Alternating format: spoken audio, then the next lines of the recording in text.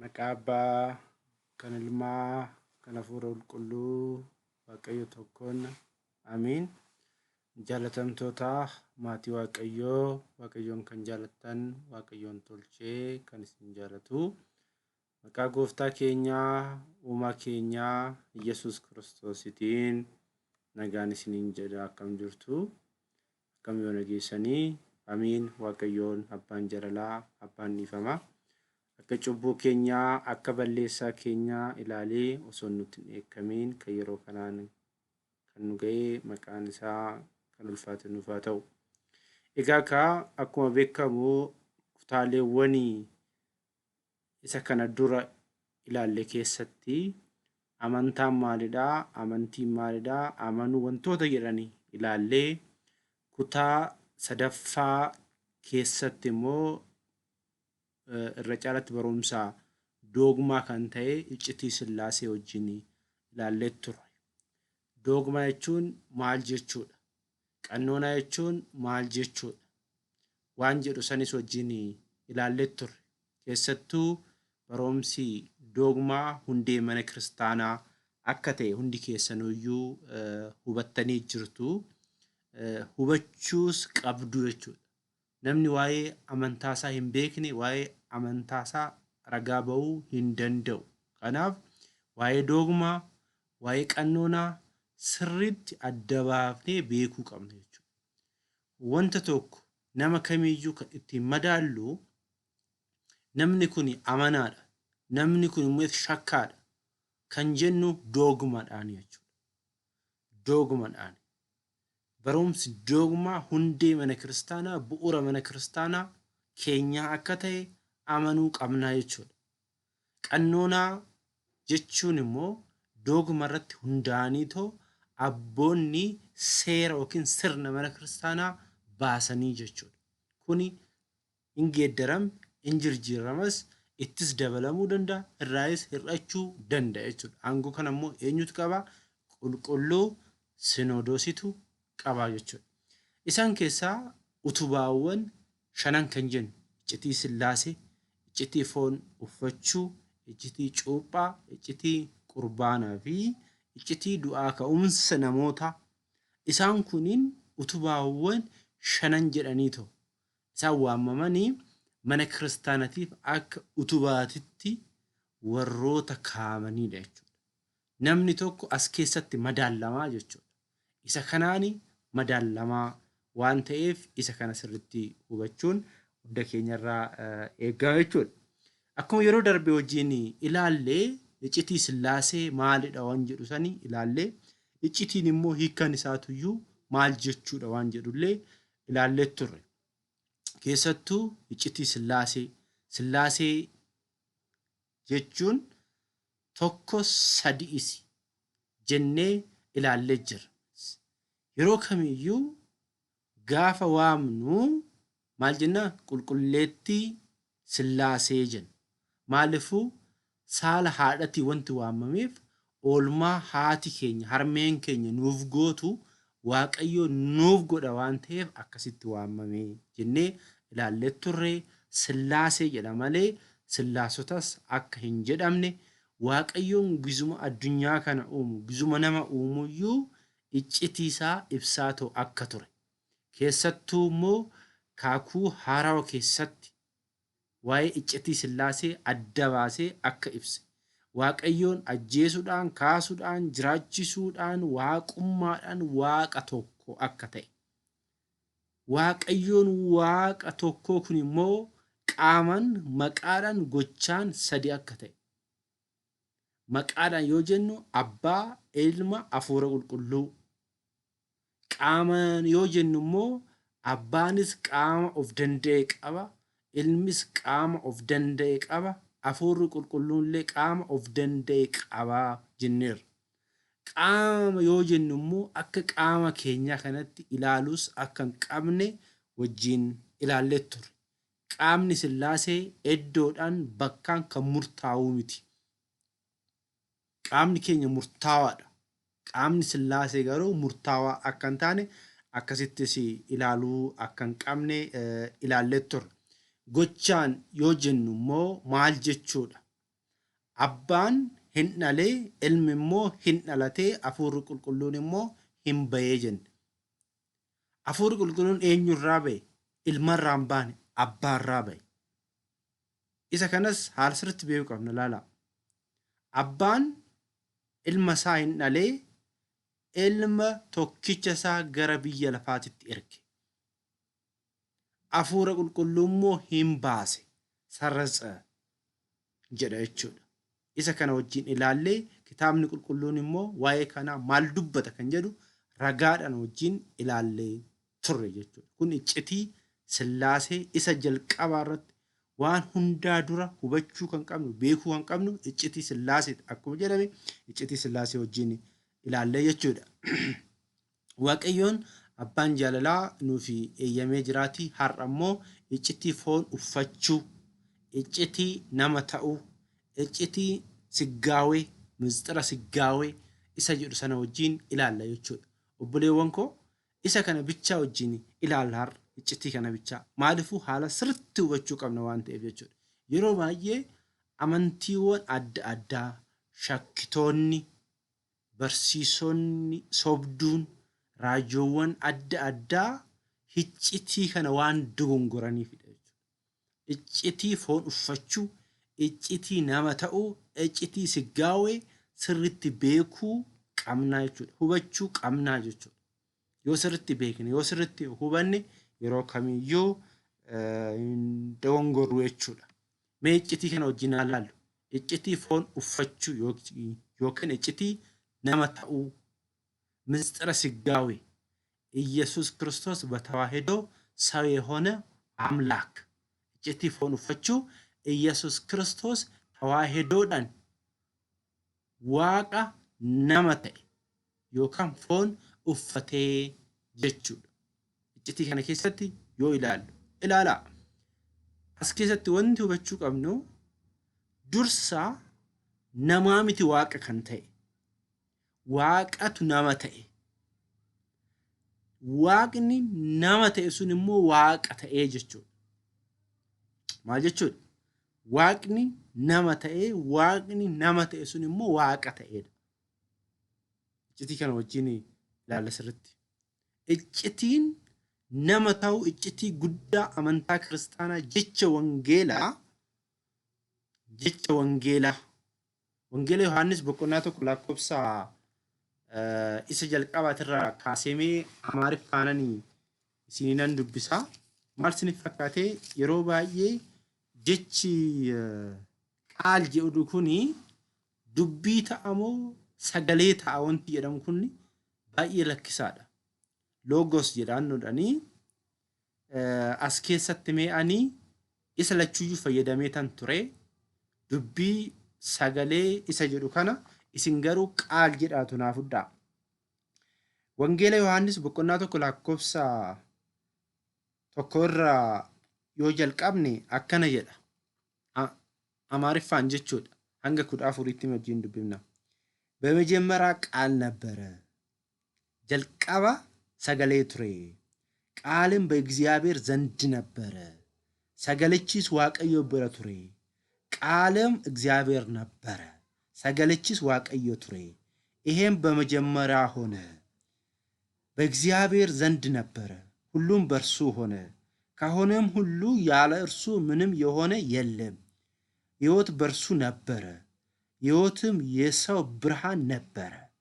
ብርሃንም በጨለማ ያበራል፣ ጨለማም አላገኘውም። ጀዳ hanga meeqatti hanga lakkoofsa 5tti jechuudha. Waa'ee kanaa dubbata.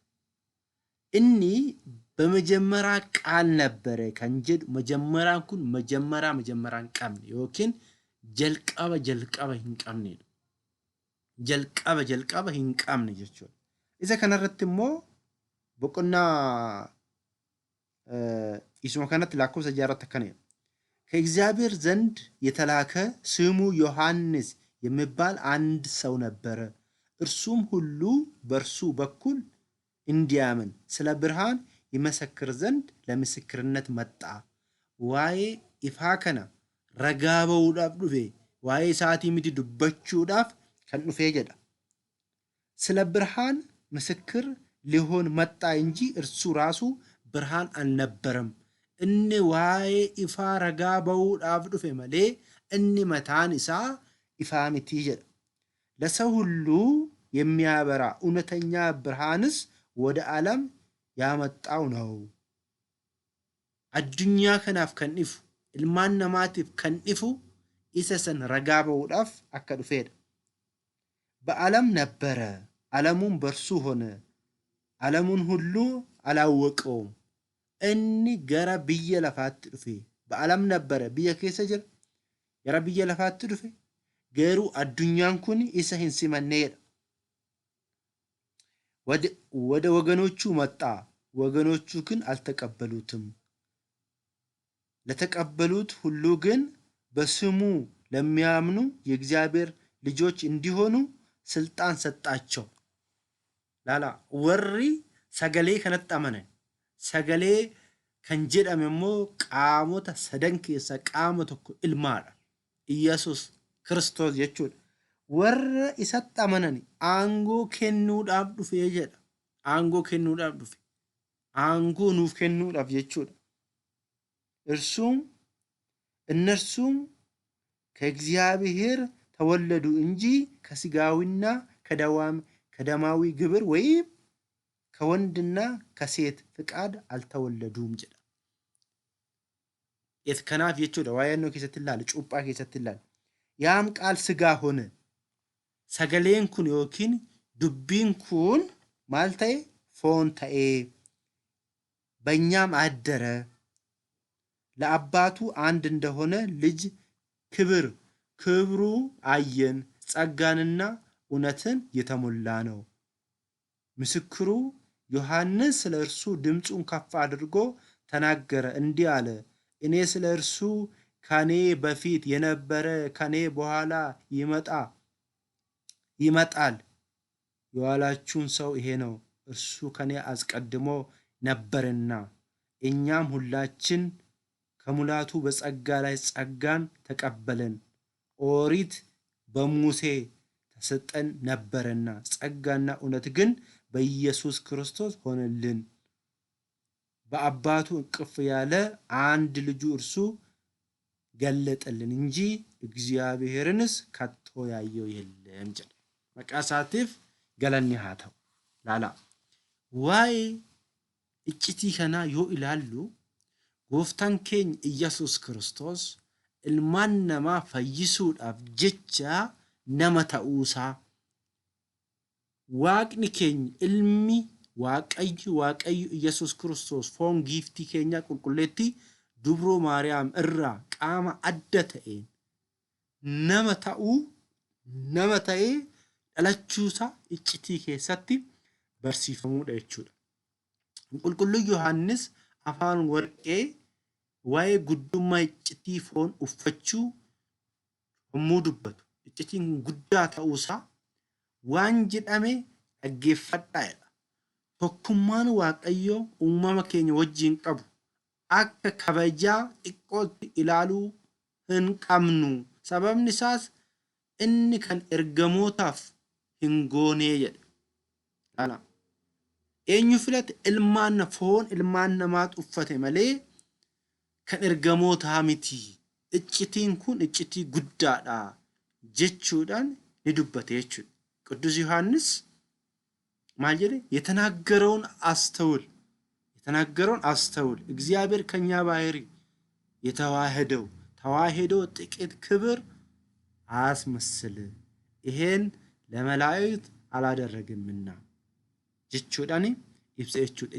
Iccitii guddaa ta'uusaa walumaa galatti waa'ee iccitii kanaa yoo ilaallu qaamota sadan keessaa qaamni inni tokko ilmi tawaahidoodhaan dubroo Maariyaam irraa fooniin dhalachuu, Maariyaam irraa foonii fi lubbuu fudhachuudhaan nama ta'ee dhalachuu, Iyesuus cuubamuu isaa fi ilmaan namaa waanjoo gabrummaa daabiloos jalaa baasuudhaaf jabana Phiilaaxoos fannifamuu isaa, du'uu isaa, du'aa ka'uu isaa, gara abbaa isaatti deebi'uu isaa, duuka bu'oota isaaf hafuura qulqulluu erguu isaa fi boodas ammoo gara biyya lafaa kanarratti nama gaarii hojjetee fi badaa hojjete adda baasuudhaaf akka dhufu iccitii ibsuudha jechuudha.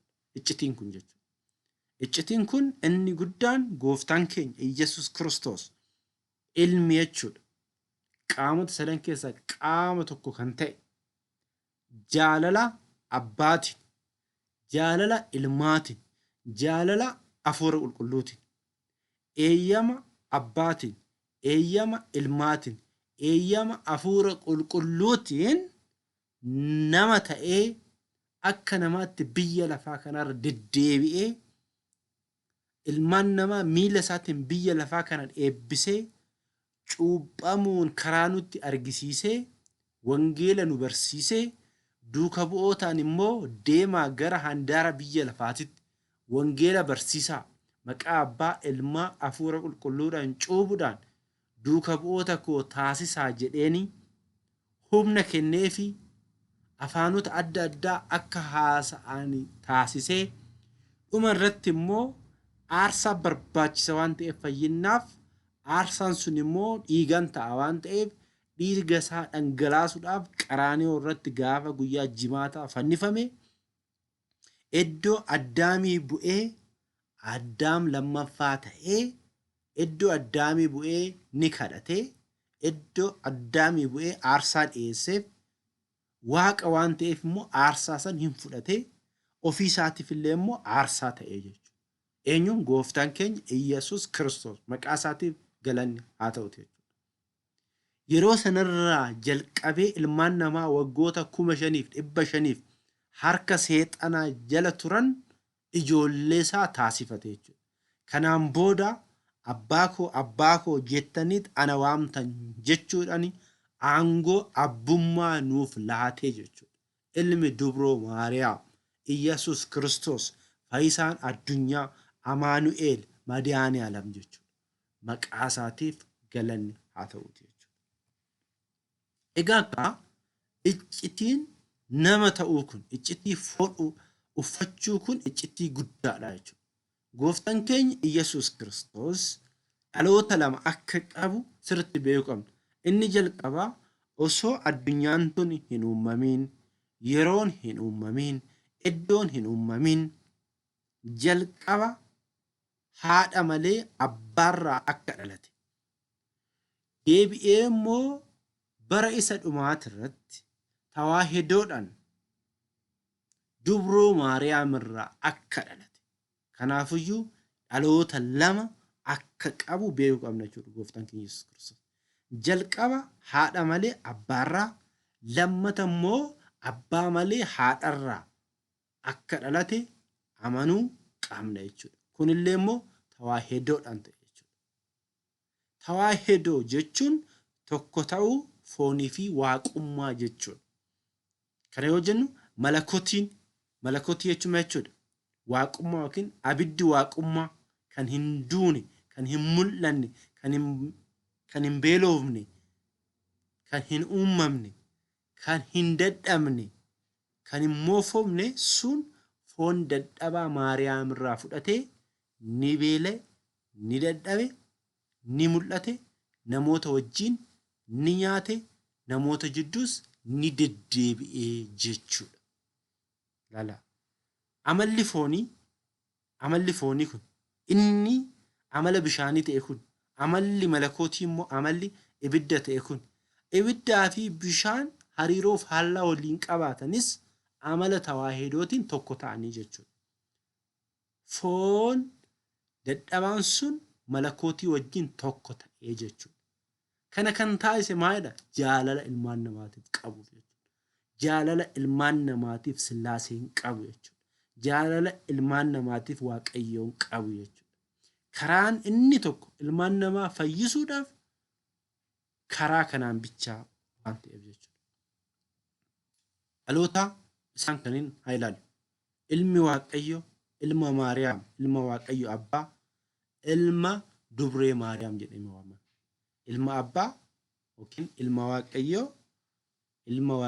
Abbaa, ilma Waaqayyo, ilma Dubroo Maariyaam, Iyyasuus Kiristoos dhaloota lama qaba jechuudha. Dhaloonni inni jalqabaa kan jalqabaa addunyaan uumamuu isaan dura dhalachuudha. Yeroo Waaqayyo ilma Waaqayyo abbaa irraa iccitii isa dhokataa ta'e sammuu namaatiin qorannee bira ga'uu kan hin dandeenye jechuudha. Gooftaan keenya Iyyasuus Kiristoos nama ta'ee dhalachuu isaa kan argisiisu jechuudha. Inni lammaffaan immoo bara waadaa Addaamiidhaan seene waggoota 5,500 booda dubroo Maariyaam irraa dhalachuusaa ragoonni ibsaniidha jechuudha. Dubroo Maariyaam irraa dhalachuusaa kan ibsu jechuudha. Ilmi Waaqayyo inni bara baraa jalqaba abbaa fi hafuura qulqulluu wajjin kan ture karaa waaqummaa isaatiin addunyaa kan uume dubbii foon qaama waaqummaa isaa uumama waaqummaa isaa dhiisee hin buune garuu qaamni isaa adda ta'e qulqulluu ture innis hin jijjiiramneedha. Gooftaan keenya Iyyasuus Kiristoos uumaa ture, fayyisaa ture. Addunyaan tun isaan uumamte jechuudha. Akkasumas abboonni maal jedhanii dubbatan yoo jenne waan kana irratti qulqulluun Aleksis maal jedhanii dubbatan inni uumama addunyaa dura Waaqayyo abbaa irraa dhalate bara booda gadaamessa giiftii dubroo Maariyaam keessa bule inni nama yoo ta'e qaama tokko fuula tokko amala tokko jedhe dhaloota lamaan barsiisee jechuudha. Ammas deebi'ee immoo maal jedhee dhaloota isa jalqabaatti Waaqayyo abbaa irraa dhalatee ilma Waaqayyo abbaatii durboo irraa dhalatee dhalataa waaqummaa isaatiin nama ta'ee inni waaqa mudaa hin qabne yookiin waaqa gonka kan jennu waaqummaadhaan abbaa wajjin walqixaa inni qofti dubra irraa dhalatee fooniin nama wajjin tokko ta'ee jechuudhaan abboonni keenya ragaa ba'an jechuudha. Kanaas Kiristoos yommuu foon dadhabaa dhuffatu foon dadhabaan duuti irra jirtu suni du'a moo'ee ni ka'e. Foon dadhabaan sun ni jabaate. Foon harkaan qabamee mul'atu suni akka hin mul'anne ni ta'eesi jechuudha. Kanaaf amalli keenya yookiin amala ilmaan namaa kana fudhateetoo gooftaan keenya Iyyasuus Kiristoos nama ta'ee jechuudha. Kanaaf nama guutuu tokko ta'ee kan ta'es tawaahidoodhaani jedha. ፍጹም ሰው ፍጹም አምላክ ፍጹም ሰው nama gonkaa waaqa gonkaa'in amaloota akkaniin kan qabaate jechuudha gooftaan keenya Iyyasuus Kiristoos. Ragaa kitaaba qulqulluu irraa haa ilaallu. Kitaabni qulqulluu maal jedhaa? Galaatiyaa boqonnaa 4 lakkoofsa 4 irratti barri murameef sun yeroo guutetti garuu Waaqayyo ilma isaa ergee jedha. Barri hin dhalata jedhamee waggaa 5,500 yookiin guyyaa 5 fi walakkaa jedhamee kitaaba Aksumaaros jedhamu irratti barreeffame suni yeroo ga'utti ergamaa Waaqayyoo Gabri'eel Waaqayyo biraa ergamee wangeela Luqaas boqonnaa 1 lakkoofsa 26 hanga dhumaatti yoo dubbiftani waa'ee kanaatu nuuf himaa jechuudha.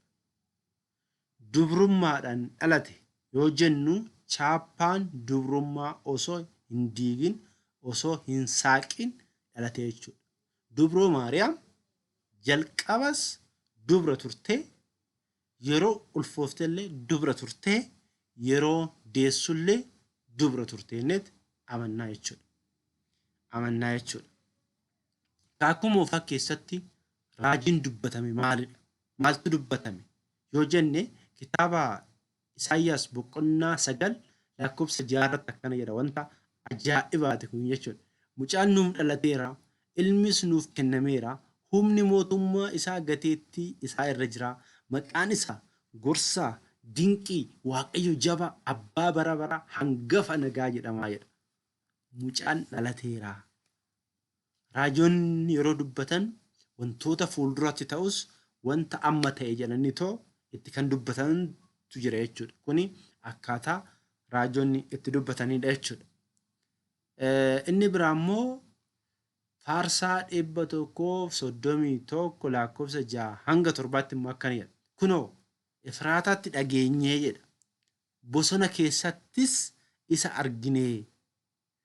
Gara bultiiwwan isaatitti ni seennaa, bakka miilonni isaa dhaabbatanitti ni saganna jedhamee raajiin dubbatame sun gooftaan keenya Iyyasuus Kiristoos mooraa roonii keessatti yeroo inni dhalatetti warroonni ba'aa fagootii dhufan warqee, ixaana, karbee fidanii dhufanii gooftaa keenya Iyyasuus Kiristoosiif sagadanii jiru jechuudha. Raajiin dubbatame sun, raajiin jedhame sun ifa ba'ee jechuudha. Kanaafis jedhamu amma Isaayyaas boqonnaa 7 lakkoofsa 14 irratti immoo kanaafis Waaqayyo ofii isaati milikkita isiniif ni kenna. Kunoo durbi ni ulfoofti, ilmas ni deessi, maqaa isaas Amaanu'eel jettee ni moggaasti. Amaanu'eel jechuun Waaqayyoon wajjin jira jechuudhaan raajiitu dubbatame kun. Waggoota 700 duratti, waggoota 1000 duratti raajii dubbatamedha jechuudha.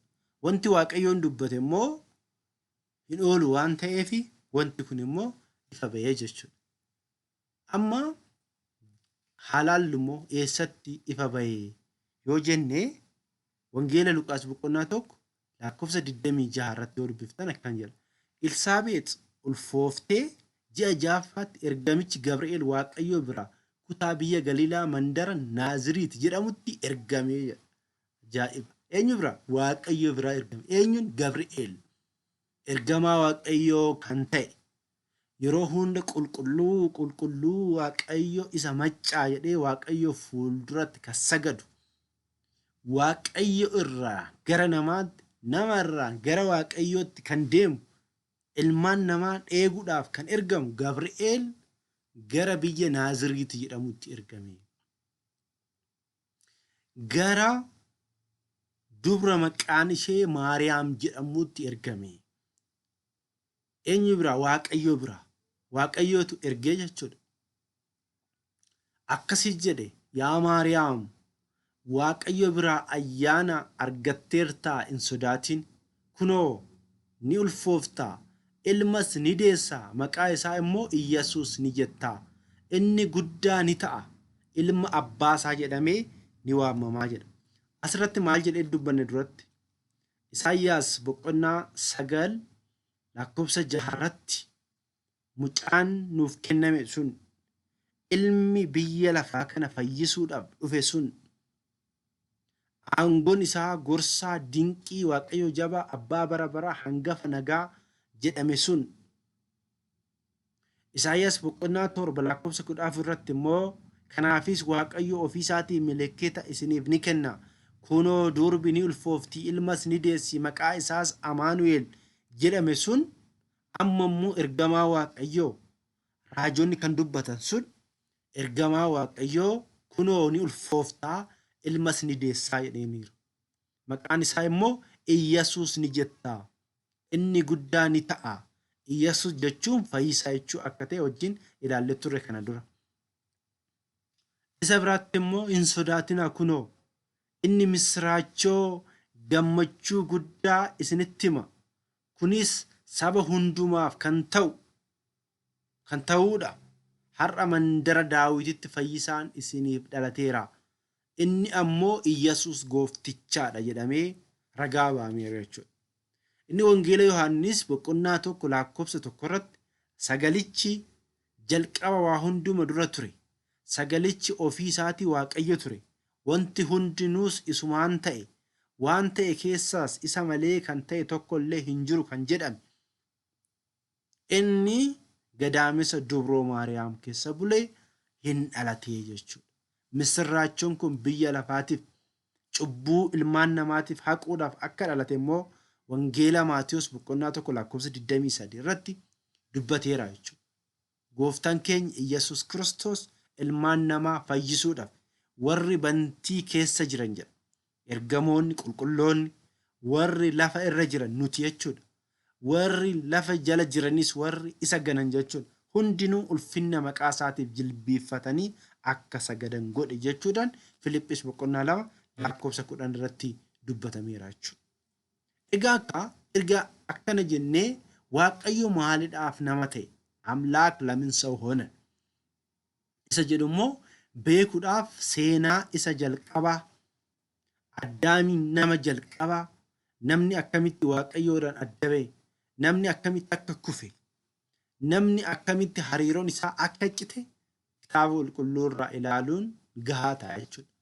Walumaa galatti waaqayyoo maaliif nama ta'e yoo jennu ilmaan namaa fayyisuudhaaf nama ta'edha.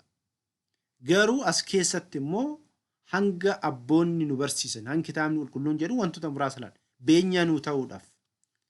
Beenyaa jechuun bakka keenya bu'ee aarsaa kafalee aarsaa isaatiiniif immoo nu kufnee turre ilmaan namaa kufee ture ol kaasuudhaafi jechuudha. Inni biraa immoo fakkeenya nuu ta'uudhaaf jaalala isaa mul'isuudhaaf jaalala abbummaa isaa argisiisuudhaaf waaqayyo akka jiru labsuuf aangoo waaqayyoo argisiisuuf ogummaa seexanaa jirjiru seexanni bofarra bulee addaamiin akka dogongorsiise foon namaa dhuffatee seexana hidhee ilmaan namaa immoo bilisa baasuudhaaf jechuudha.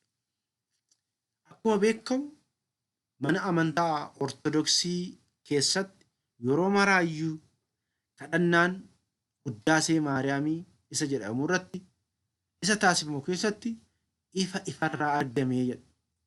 Waaqayyo ifaadha innis ifaadha jechuudha.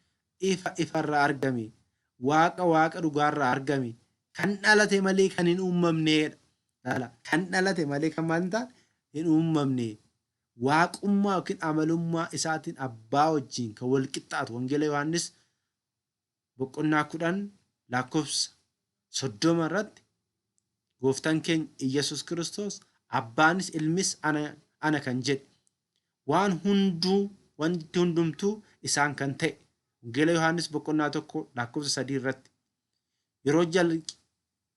yeroo iccitii Sillaasee keessatti ilaallu abbaan lapheedha.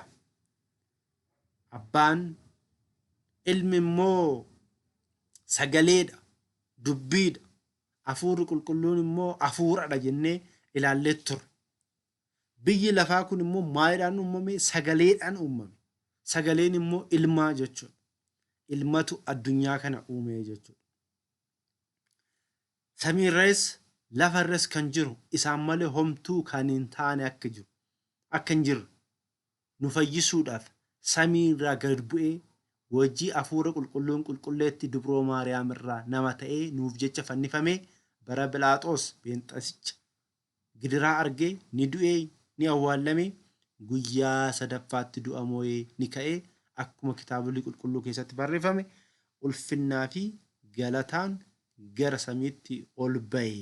Hojii duukaa bu'ootaa boqonnaa 1 lakkoofsa 9 hanga 10tti mirga abbaasaa ta'e lammaffaas warra du'anii fi jiran irratti murteessuudhaaf galataan ni dhufa. Barri mootummaa isaa dhuman qabu jechuudhaan amantaan ortodoksii yeroo kamiyyuu kidaan irratti haa ta'u galgala haa ta'u waa'ee kana qiddaasee taasifamu keessatti ni gaggeessiti jechuudha. Waaqummaa Kiristoos ibsiti jechuudha. Maarree gooftaan keenya Iyyasuus Kiristoos nama ta'e yoo jennu amala tawaahidootinidha. Waa'ee tawaahidoo wajjin ilaallee turre. Amantaan keenya amantaa kiristaanaa ortodoks tawaahidoo jedhamna. Waa'ee tawaahidoo yookaan waa'ee nama ta'uu Iyyasuus Kiristoosiin akka ta'e hubannee turre kutaawwan keessatti jechuudha. Kutaawwan kana dura ilaalle keessatti. Tawaahidoo jechuun qaama lamarraa qaama tokko amala lamarraa amala tokko akka lammaffaa addaan hin baanetti tokko ta'anii jechuudha. ተዋህዶ ከሁለት አካል አንድ አካል ከሁለት ባህሪ አንድ ባህሪ የማሆን ምስጢር ነው ይላል። qaamni lama qaama tokko jechuun waaqummaan hin mul'anne fageenya osoo gad hin dhiisin maal jechuudha? Waaqummaan hin mul'anne kuni waaqummaan hin mul'anne fageenya osoo gad hin dhiisin foon guddaan guddina isaa osoo gad hin dhiisin jechuunis foon guddaan waaqummaa hin mul'anne guddaa osoo hin taasisne waaqummaan hin mul'anne foon guddaa sana akka hin mul'anne osoo hin taasisne wal eeguudhaan tawaahidoo jedhama. አዴምስ ያከና ከሁለት አካል አንድ አካል ሲባል ረቂቅ መለኮት ርቀቱን ሳይለቅ ግዙፍ ስጋውን ግዙፍነቱን ሳይለቅ ማለትም ግዙፍ ስጋ ረቂቅ መለኮትን ግዙፍ ሳይደርግ ረቂቅ መለኮት ግዙፍን ስጋ ሳይርቀው በመጠባበቅ በተሐቅቦ ተዋሂዶ ማለት ነው። አከነቲዳ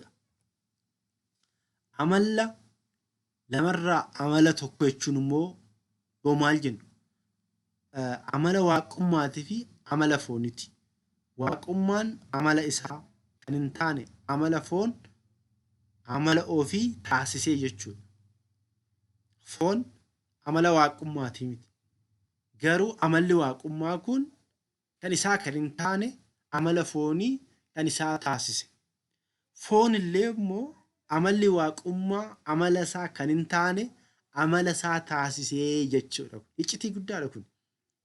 Iccitii guddaadha. Kanaadha jechuudha. Tawaahidoo jechuun ibiddi bishaan hin daffisaa sila. Akka nuti beeknutti bishaan immoo ibidda dhaamsa. Amaloonni kun osoo waliin balleessin tokko kan itti ta'an amala tawaahidootiin jechuudha. qulqullichi qeerlos maal jedhan qabeenya foonii qabeenya sagalee qabeenya fooniitiif ta'ee jedhan laala isa kana jechuudha haala sirriitti kan hubachuu qabnu jechuudha. Kanaaf ኢየሱስ ክርስቶስ ዋቀ ጎንካ ነመ ጎንካ ኢየሱስ ክርስቶስ ፍጹም አምላክ ፍጹም ሰው yoo jennume kitaaba qulqulluu irraa mi'a ilaali maal jechuu keenyadha.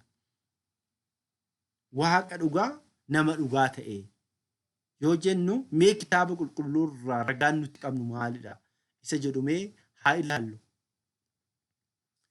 Wangeela Maatiyuus boqonnaa 8 lakkoofsa 23-27 yoo dubbiftanii Iyyasuus bidiruu keessa yaabbee duuka bu'oonni isaas isa wajjin adeemanii jedha. Gooftaan keenya Iyyasuus Kiristoos bidiruu yaabbatee galaanarra ce'uudhaaf yoo deemutti duuka bu'oonnis isa wajjin hin turanii. Kunoos qilleensi jabaan obomboleettiin bishaanicha irratti ka'ee bishaanicha hirraasee Iyyasuus garuu hirrafee ture. Hirrafee ture. Rafuun amala fooniti. Rafuun foon ni dadhaba ni rafaa jechuudha. Nuti amma namni ni dadhabna yoo dadhabne maal taana hirrafna hirrafee jedha. Kuni amala maalitti kuni amala fooniti. Amala foonii argisiisaa jechuudha. Amala foonii argisiisa. Kana hubadhaa ammalaa. Amaloota duratti lamaan laalle suni amala kamiif kam akka ta'e wajjin ilaalla jechuudha amas keessatti. Duuka bu'oonni yommuus gara isaatti dhiyaatanii isa dammaqsanii jedha. Kitaabni qulqulluun garuu waaqni Israa'el maal hin ta'u hin rafuu jedha. Nu oolchii gooftaa jedhani. Nu oolchi yaa gooftaa. Nu hoo dhumuuf jirraa jedhaniin. Inni ammoo deebisee isin yaa warra amantii hir'oo maaliif sodaattanii jedheen. Laalaka. Inni waaqa kan ta'e obomboleetti ta'ee bishaan ta'ee addunyaa kana kan uume osoo isaan bira jiru sodaatanii jechuudha. Maaliif sodaattanii jedheen Kiristoos. Saniin booda jedha yommuu suma ka'ee qilleensichaa fi bishaanicha abboomee tasgabbaa'ee guddaas ni ta'ee jedha. Abboomuu kan danda'u eenyudha?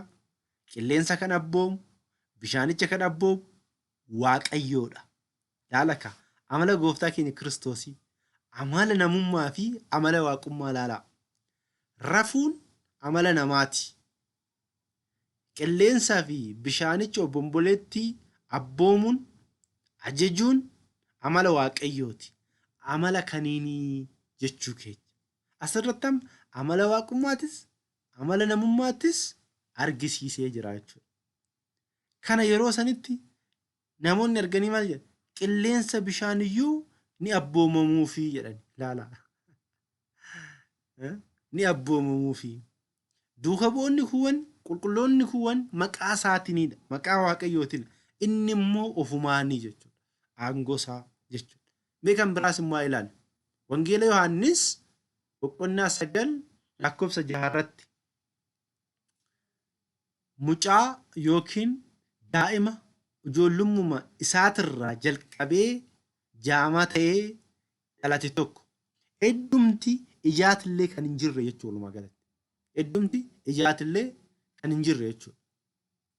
Iyyasuus akkuma kana jedheen lafatti tufee jedha. Hancufa isaatiinis biyyoo dhoqqeessee dhoqqicha ija namichaatti dibee jedha. Iddoo boca ijaa sanitti. Namichaanis dhaqii Silo'aam bishaan kuufamaatti dhiqadhoo jedhe. Silo'aam jechuun isa ergamee jechuudha. Namichi yommus dhaqee jedha dhoqqeetti dhiqatee. Namichi yommus dhaqee dhiqatee ija isaatiinis argaa deebi'ee dhufee jedha. Galanni waaqayyoof haa ta'u. Ilaala ammallee as keessatti hancufa tufuun, dhoqqee dhoqqeessuun, harkaan itti dibuun kun amala namaati. Fayyisuun immoo amala eenyuti? Amala waaqayyooti. Gartanii amala namaatii fi amala waaqayyoo akkamitti adda akka nu ba'e jechuudha. Ammallee immoo haa ilaallume. Wangeela Maarqos boqonnaa 2:4-5 baay'ina namootatiif gara Iyyasuusitti geessuu dadhabnaan bantii manaa biyya sanaa diriiraa jechuudha. Kallattii Iyyasuus tureen diiganii erga saaqanii siree namichaa dhaqni isaa gartokkeen irraa ciise yookiin shibaa ta'e jechuudha. Laamsha'e jechuudha. Namoonni baay'een gooftaa keenya Yesuus Kiristoos marsanii akka barachaa turan. Baay'inni isaanii namoota 5,000 ol akka ta'an kitaabni ragaa ba'a. Namoonni kun obboleessi isaa haa ta'u maatii isaa keessaa namni tokko jalaa dhukkubsatee jira. Qaamni isaa walakkaan laafsha'ee jira. Kanaaf waan godhu wallaalani. Gooftaa keenya Yesuus Kiristoosti geessuudhaaf karaa ittiin deemanii bira dhaqan hin jiru. Namni karaa cufee waan ta'eef jechuudha. Kanaaf maal godhan? Mana jechuudha. Xaaraa manaatirra ba'aniiti bakka gooftaan keenya Yesuus Kiristoos jiru sireedhaan namicha san gad ergan. Ilaalaa. Iyyasuus amantii jarreen kanaa yommuu argeedha. Namichi san dhaqna isaa gara tokkoo du'een ilma koo cubbuun kee hundinuu siif dhiifameera jedheen. Ilaalaa. Cubbuu kan dhiisuu danda'u eenyudha? Waaqayyoodha. Kanaaf gooftaan keenya Iyyasuus Kiristoos waaqa kan jennuuf jechuudha. Gooftaadha kan jennuuf jechuudha. Fayyisaa addunyaati kan jennuuf jechuudha. Ragaan keenya isa kanaadha jechuudha. Ammallee immoo Wangeela Yohaannis boqonnaa 2 kaaftanii yoo dubbiftan gooftaan keenya Iyyasuus Kiristoos haadha isaa duuka bu'oota wajjin mana cidhaa wayii deemanii mana cidhaa sanitti garuu wayiniin jalaa akka dhumate. Gooftaan keenya Iyyasuus Kiristoos immoo bishaanicha gara wayiniitti akka jijjiire ilaallaa jechuudha. Iyyasuus yommus jaraan bishaan gaanota kanatti guutaa jedhe. Kanaaf isaan hamma afaanitti guutan. Kana booddee Iyyasuus buusatii isa cidhicha gaggeessutti geessaa isaaniin jedhe. Isaanis yommuu ni geessanii jedha. Kun amala maaliti? Amala waaqummaati jechuudha. Isa biraatti irratti immoo Wangeela Yohaannis boqonnaa 20-26 gooftaan keenya du'a moo'ee erga ka'ee boodatti duuka bu'oonni arginee jirra jedhanii gaafa isaan ragaa ba'an duuka bu'oota keessaa isa tokko kan ta'e Toomaas garuu argu malee hin amanuu jedhe. Yeroo kana duuka bu'oonni yeroo sanatti hafuura qulqulluu hin fudhanne waan ta'eef iddoo tokkotti mana Maariyaam iddoo jedhamutti walitti qabamanii balbala cufanii walitti qabamanii osuma jiran gooftaan keenya Iyyasuus Kiristoos isaan jidduutti argame. Innis laphee Toomaas shakkiidhaan guutame waan beekuuf akkana jedhe. Kana booddees Toomaasiin quba kee fidi asirra kaayi harka koo lamaan ilaali iddoo mismaarri rukute. Harka kee fidiiti madaa cinaacha koo isa waraanname. Kan hin amanne hin ta'in kan amante ta'i malee jedheen. Yeroo san Toomaas gooftaa koo waaqayyoo koo jedhee ragaa ba'ee jechuudha. Asirrattis gooftaan keenya Iyyasuus Kiristoos mul'achuu kan danda'u nama foon fayyisuu kan danda'u manni osoo hin banamin balballi osoo hin banamin seenuu kan dandeenyudha waaqayyo bichaadha jechuudha. Wangeela Maatiyoos boqonnaa 3 lakkoofsa 16 irratti immoo wangeela Maatiyoos irratti akkana jedha.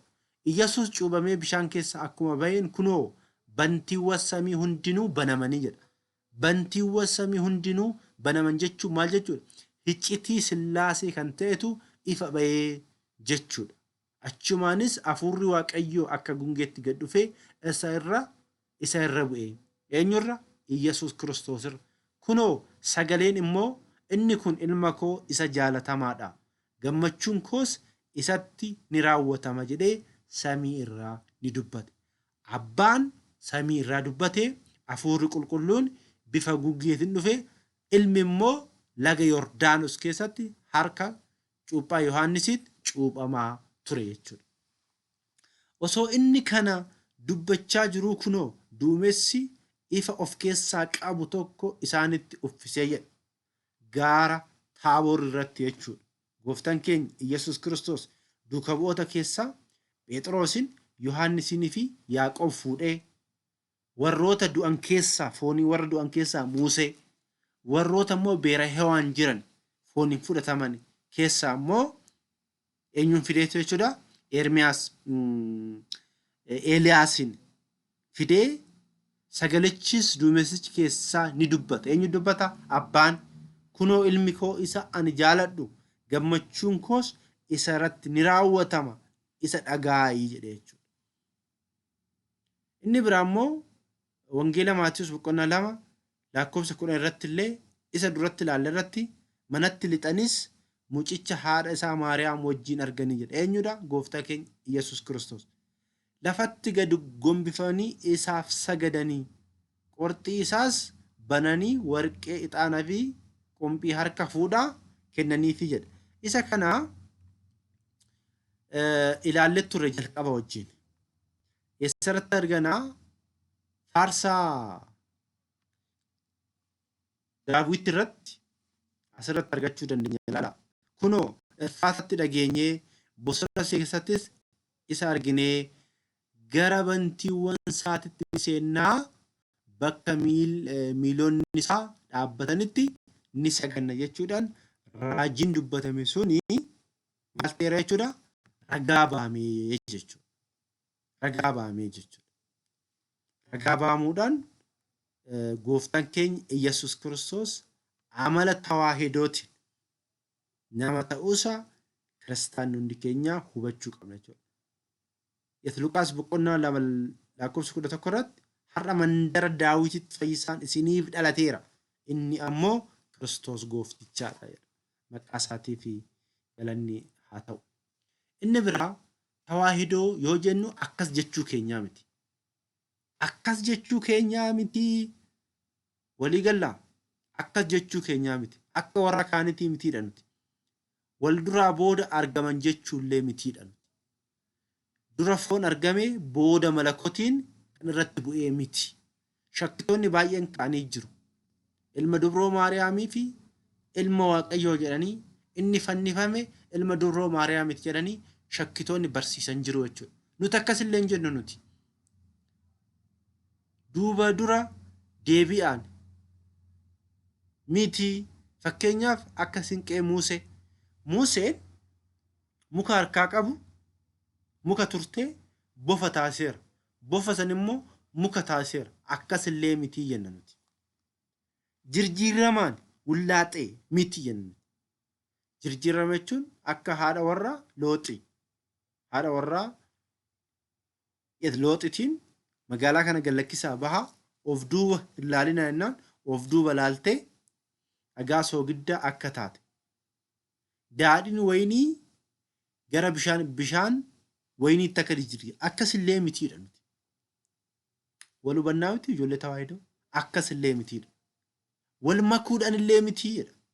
Makaa gos tokkellee miti gos sadeellee mitiidha jennuun. Akka bishaanii fi ashaboo, akka dammaa fi bishaanii, akka aannanii fi bishaanii akkasillee mitii jetti amantaan ortodoksii tawaahidoo. Eda'amaan illee mitiidha.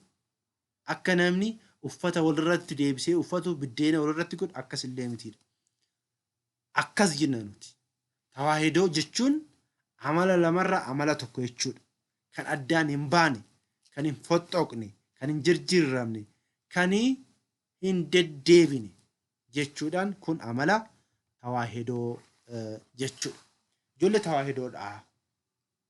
Waa'ee kanaat irratti gaafiiwwan baay'een amantiiwwan baay'ee akka hambeebaa addunyaa kanarratti wanti baay'atan keessaa inni tokko iccitii tawaahidoo hubachuu dhabuudhaan. Iccitiin kun iccitii guddaadha. Akka har'a nuti akka nuuf galuuf akka hubannuuf ilaalle kanatti illee miti. Abboonni iccitii kana fakkeenya baay'eedhaan ibsanii turan.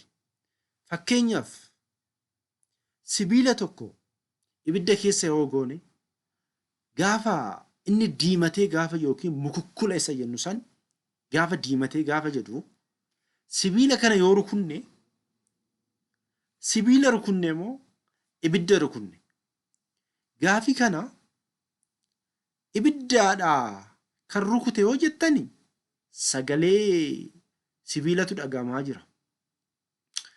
Sibiila rukute yoo jettani ibiddi immoo irraa faca'aa jira. Kanaaf kana jechuun maal jechuudha? Gooftaan keenya Iyyasuus Kiristoos amala tawaahidootiin akkana ta'ee jechuudha.